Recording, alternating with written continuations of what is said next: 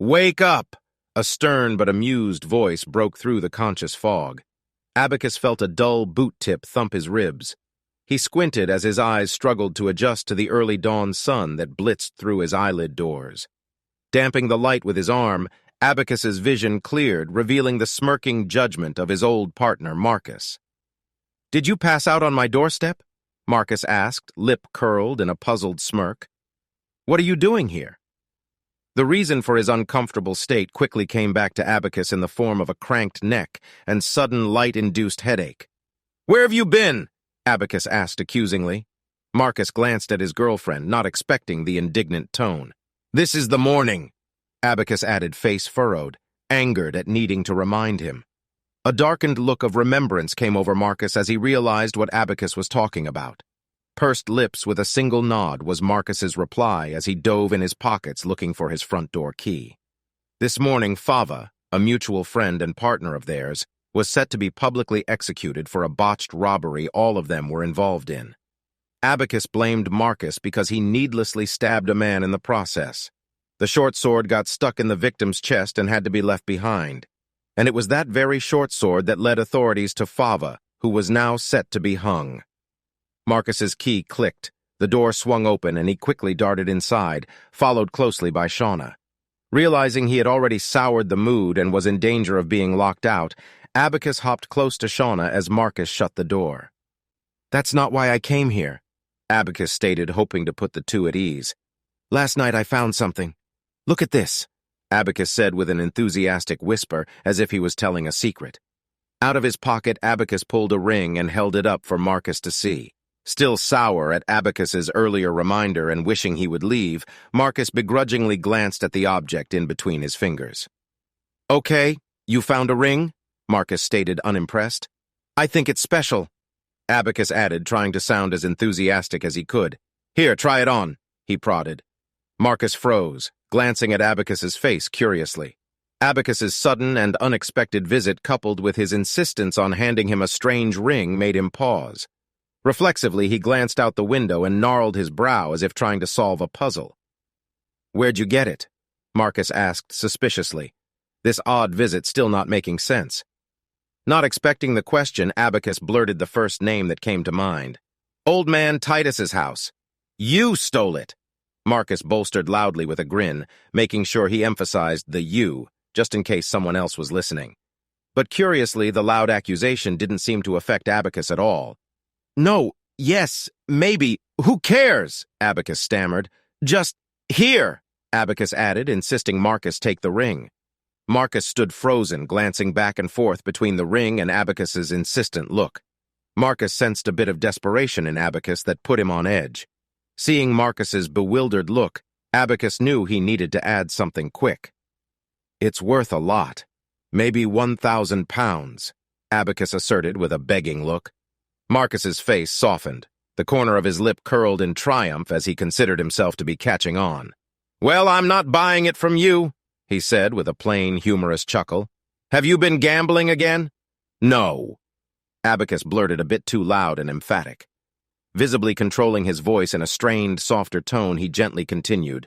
"Just try it on. If you like it, you can help me sell it."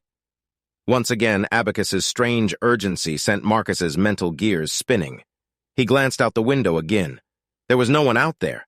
The dog around the side wasn't barking. Why did he get the sense of a trap?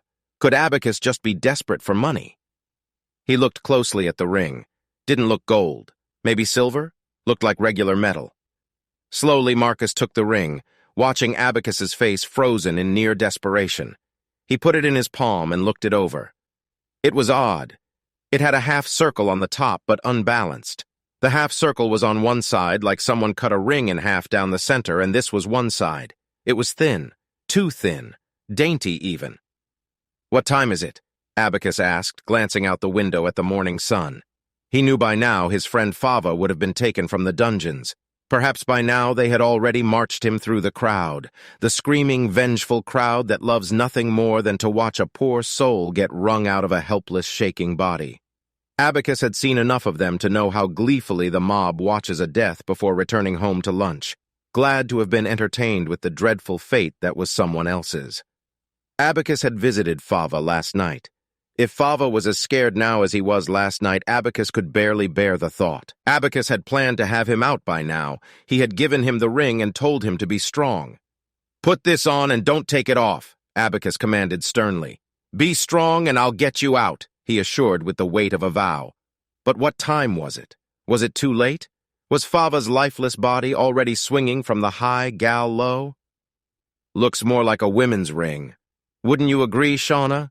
Marcus noted, breaking the awkward, suspenseful silence that had saturated the room. Shauna stepped closer, peering down at the thin item in the palm of his hand. "I don't know," she remarked, reaching out. With a swift, graceful motion, she plucked the ring from Marcus's hand. Between her fingers, she held the thin object up to the morning light coming through the window. Like awaking from a dream, Abacus suddenly realized what she was about to do. "No!" Abacus cried, lunging towards the girl, but she had already slipped in on. At once there was a loud pop. Marcus and Abacus were forcefully pushed back. Marcus regained his composure, and a swift shock came upon him as he realized Shauna had changed. In the place of her small, thin figure was a tall man with dark black hair stretching her small dress to its limits. Marcus's face contorted in shocked confusion as his focus turned to the face. But wait, he knew that face. "Fava?" Marcus stammered in disbelief. He turned to Abacus, hoping for the smallest clue as to what was happening, but furthering his confounded confusion, he saw Abacus desperately leap for the dagger he had on his hip. Frozen in the assumption that Abacus was as surprised as he, and expecting Abacus was going to use the knife against this sudden intruder, Marcus turned to Fava. But then, Marcus winced at what felt like the thunk of a hammer against the side of his neck. Marcus felt himself stumble and fall. He still couldn't understand what was happening, but he heard Abacus call out to Fava, "Hurry, let's go!" Marcus heard the rapid thumping of feet. He heard the door nearly ripped off its hinges, and then silence. It was at this point, as he struggled for breath, although he was still utterly confounded, what he could understand was this. Abacus knew what was happening, and it was most likely revenge for what happened to Fava. The moment Shauna slid the ring on her finger, her vision went white, and she heard the sound of a rushing wind. Suddenly, the sound of a man reading a criminal's sentence came directly in front of her. She heard the crowd gasp. A short silence. Her vision cleared. She was standing on a block. Her hands were bound behind her. A man was looking back at her in bewilderment. She saw the crow behind him. With a gaping mouth, she cried out in terror, not knowing what was going on. A man in the crowd cried, "Witch! It is a witch!" he cried. "Witch! Witch! It's a witch!" could be heard bubbling from the crowd as the idea spread through it. The man frozen in front of her broke from his spell and frantically kicked the block under her feet. She felt her cries silenced by the tight grip of the rope around her neck. She strained to turn her head and beg for help, only to see the man handed a torch, and then quickly plunge the flames into her chest, fear in his eyes, in a desperate hurry to set her ablaze. With no ability even to cry out, she gave up, shaking with jaw agape in terror and pain.